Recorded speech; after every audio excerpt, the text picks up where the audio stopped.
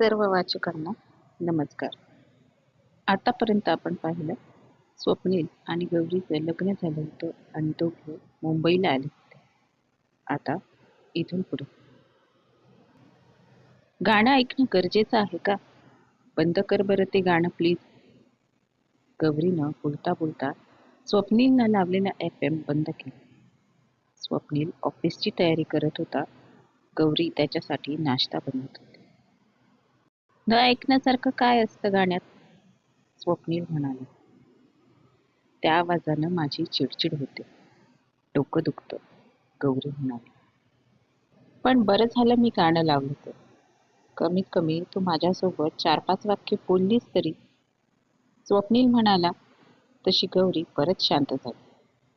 गौरीनं भरलेला डब्बा घेऊन स्वप्नील ऑफिसमध्ये निघाला. स्वप्नील आणि गौरी दोघं मुंबईत राहायला आले होते.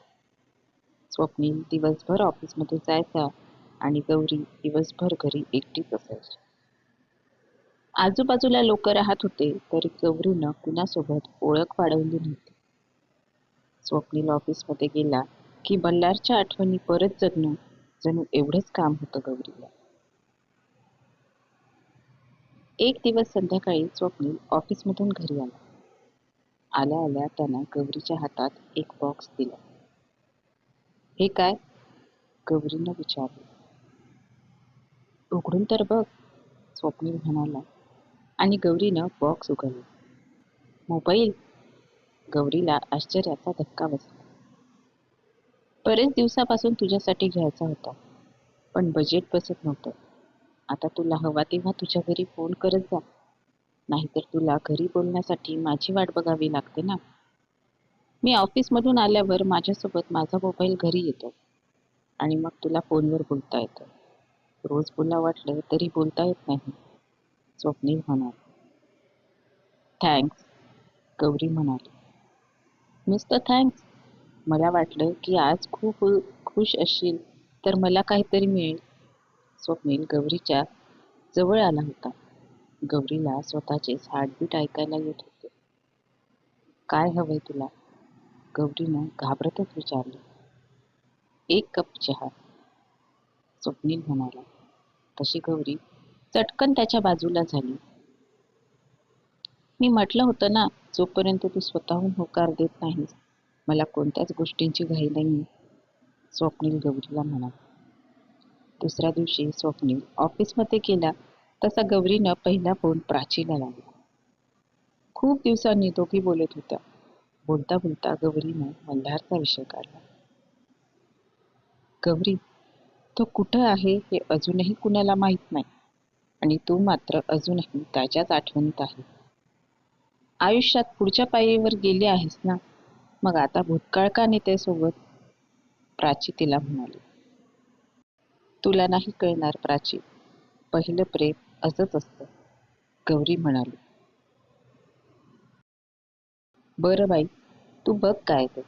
आता अजून 5 मिनिटं बोलले ना तर माझा मॅनेजर माझा जीव घेईल, प्राची म्हणाली. ठीक आहे, कर तू तुझं काम. मी काय रिकाम टेकडी आहे, गौरीचा आवाज क्षीण झाला होता. अगं मग घराबाहेर पड, जॉब कर, 4 लोकांसोबत बोलत जा, जमलं तर एखादी चक्कर टाक पुण्यात, भेटून मस्त बोलू, प्राची म्हणाली. बघते, गौरी म्हणाली आणि तिने फोन ठेवून दिला. गौरी पुन्हा बेडरूमच्या खिडकीत जाऊन बसली. खिडकीत बसून रोज रस्त्यावरची रहदारी बघणं हा तिचा जणू नित्यक्रम होता. दिवस असेच पुढे जात होते. गौरी मल्हारच्या आठवणीतून बाहेर यायला तयार नव्हती. स्वप्नील सोबत मनमोकळं बोलत नव्हती. स्वतःचं आयुष्य गौरीनं बांधून टाकलं होतं, स्वतःच्याच विचारांच्या साखळदंडात. गौरी, चल तयारी कर, आपल्याला एका ठिकाणी जायचंय, एका सुट्टीच्या दिवशी दुपारी स्वप्नील गौरीला म्हणाला. कुठं? गौरीला आश्चर्य वाटलं. असंच फिरून येऊ थोडं, स्वप्नील म्हणाला. नको, त्या लोकलच्या गर्दीत जीव गुदमरतो माझा, गौरी म्हणाली. टॅक्सीनं जातोय, चल लवकर. स्वप्नील म्हणाला. गौरी तयार होऊन त्याच्यासोबत निघाली.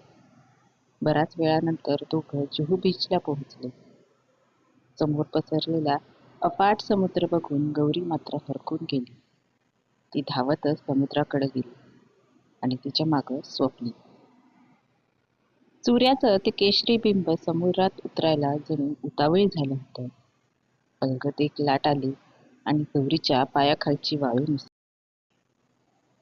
हे भारी वाटतं ना, सगळं सुटून जातंय असं वाटतं सगळं तिथंच असतं.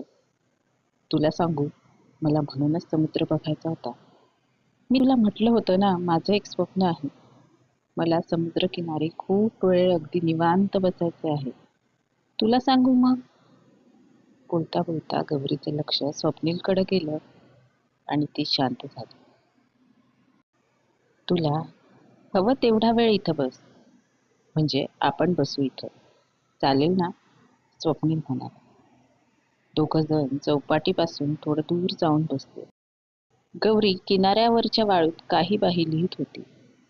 समुद्राची लाट येऊन ते सगळं मिटवून जात होते. आयुष्य असंच आहे, नाही का? आपण लिहायचं आणि नशिबानं येऊन ते मोडून टाकायचं. समोर अथांग सागर पसरलेला, पण प्रेमाचा गोडवा त्याच्या पाण्यात नाहीच. लागतंच काय जगायला एखादी सरे सुखाची, पण नशिबानं तीही देऊ नाही. गौरीच्या डोक्यात विचारांच्या लाटा उसळत होत्या. गौरी वाळूवर लिहित होती आणि समुद्राची लाट येऊन ते मोडून टाकत होती. गौरीचा हा खेळ कितीतरी वेळ सुरू होता. गौरी कुतूहलानं समुद्राकडे बघत होती आणि स्वप्नील गौरीकडं. अंधार पडायला लागला. चलायचं का? गौरी स्वप्नील जवळ आली. तुझी इच्छा असेल तर थांबू. रात्रीचा समुद्र पाहिलास का कधी? खूप सुंदर वाटतो. सगळीकडे शांतता, आवाज फक्त त्याच्या लाटांचा. स्वतःच्याच धुंदीत हरवलेला, आपल्या मनासारखाच, मनातल्या विचारांसारखाच. विचारांची सुरुवात, शेवट, खोली काहीच कळत नाही. विचारही असेच समुद्रासारखे अथांग, अमर्याद. स्वप्नील बोलत होता. गौरी समुद्राकडे बघत होती. स्वप्नील, चलायचं का? गौरी परत म्हणाली. दोघं जवळच्याच रेस्टॉरंटमध्ये गेली. गौरी मेन्यू कार्ड बघत होती. मस्त 2 प्लेट बटर पाव भाजी आणि त्यानंतर फर्स्ट क्लास कडक चहा. स्वप्नीलनं ऑर्डर देऊनही टाकले. चालेल ना तुला? ऑर्डर दिल्यावर स्वप्नीलनं गौरीला विचारलं. हो. व्हेज ग्रिल सँडविचचं नाव मनातल्या मनात वाचून तिनं होकार भरला. त्या दिवशीपासून स्वप्नील दर आठवड्याला गौरीला समुद्रकिनारी घेऊन जाऊ लागला. गौरी पोटभर समुद्र बघायची आणि स्वप्नील डोळे भरून गौरीला बघायचा. बघता बघता दोघांच्या लग्नाला 6 महिने झाले. एका संध्याकाळी स्वप्नील ऑफिसमधून आला. त्याचा चेहरा अगदी पडलेला दिसत होता. गौरीच्या ते लक्षात आलं, पण तिनं जाणीवपूर्वक स्वप्नीलला काही म्हटलं नाही. गौरी, थोड्या वेळानं स्वप्नीलनंच गौरीला आवाज दिला. काय झालं? काही हवंय का?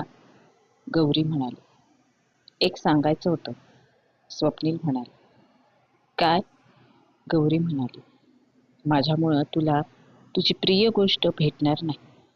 स्वप्नील म्हणाला. म्हणजे? नीट काय ते स्पष्ट सांग.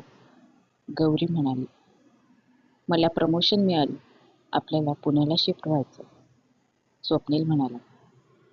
पुण्याला शिफ्ट व्हावं लागणार म्हणजे प्राचीसोबत भेटणं होईल. गौरीच्या मनात आनंदाची कारंजी उडाली. पुण्याला शिफ्ट होण्यात आणि प्रिय गोष्ट न भेटण्याचा काय संबंध आहे? गौरी म्हणाली. तिकडे समुद्र नाही ना? स्वप्नील म्हणाला. त्यांना काय फरक पडतो?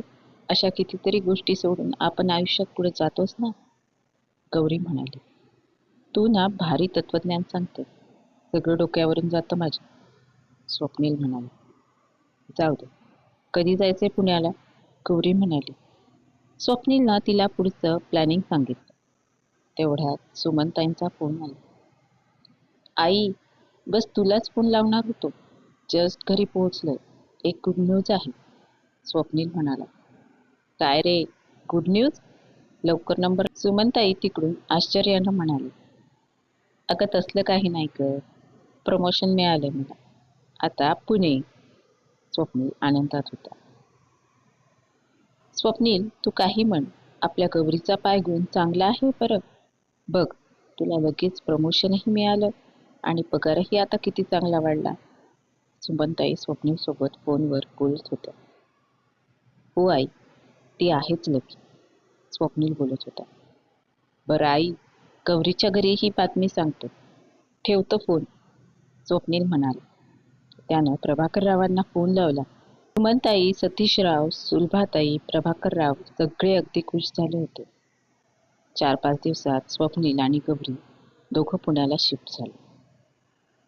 पुण्याला पोहोचल्यावर 2 दिवसातच गौरीनं प्राचीला फोन लावला. दोघांनी भेटण्याचा प्लॅन ठरवला. प्राचीला भेटायचं म्हणून गौरी आधीच रेस्टॉरंटमध्ये जाऊन पोहोचली. थोड्या वेळात प्राची तिथं पोहोचली. अगं हे काय? हे काय बघते मी? प्राची जवळपास ओरडली. गौरी तिच्याकडे बघून हसत होती. अगं पागल बिगल झाली नाहीस ना? एवढे लांब केस कापलेस? प्राची म्हणाली. आयुष्य तरी कुठं आधीसारखं राहिलं आहे ग. सगळंच बदललं आहे. म्हणून मग कापले केस. आणि तसंही मल्हारला आवडायचे ना माझे लांब केस. आता तोच सोबत नाही तर मग कशाला ठेवू लांब केस? गौरी म्हणाली. तू ना गौरी अगदी पागल झाली. किती दिवस अजून तिथं चटकून बसणार आहे? प्राची म्हणाली. हेच बोलायचं असेल तर जाते मी. सोड ना यार तो विषय. हेच बोलायचं असेल तर जाते मी. हेच बोलायचं असेल तर जाते मी. सोड ना यार तो विषय. आणि प्लीज मला नको लेक्चर देऊ. मी चांगली वागते का वाईट? आधी सगळं रटाळवाणं आयुष्य झालं. तू भेटल्यावर तरी तेच बोलत जाऊ नकोस. गौरी थोडी चिडली होती. ठीक आहे, तुझं लाईफ आहे. तुला जसं वाटेल तसं जग, प्राची म्हणाली. प्राची, माझ्या लहान बहिणीसाठी स्थळं येत आहेत. तू कधी लग्न करणार आहेस? गौरी म्हणाली. नो वे, बिलकुल नाही. लग्न करून तूच कोणती सुखी आहेस की मला विचारते लग्न कधी करणार? आणि तसंही मला मुळीच या फंद्यात पडायचं नाही. लग्न या गोष्टीवर माझा विश्वास राहिला नाही, प्राची म्हणाली. दोघींच्या गप्पा बराच वेळ सुरू होत्या. प्राचीला भेटून गौरी खूप आनंदात घरी गेली. गौरीला आनंदात बघून स्वप्नीलही आनंदात होता. दिवस पुढं सरकत होते. एक दिवस सकाळी सकाळी दारावरची बेल वाजली. कोण आलं असेल बरं सकाळी सकाळी? डोळे चोळतच स्वप्नीलनं दरवाजा उघडला. दरवाजा उघडल्या त्याला आश्चर्याचा धक्का बसला. कोण आलं असेल सकाळी सकाळी स्वप्नीलच्या घरी? पाहूया पुढच्या भागात. तोपर्यंत आजचा भाग कसा वाटला कमेंट करून नक्की सांगा आणि चॅनलला नक्की सबस्क्राईब करा. धन्यवाद.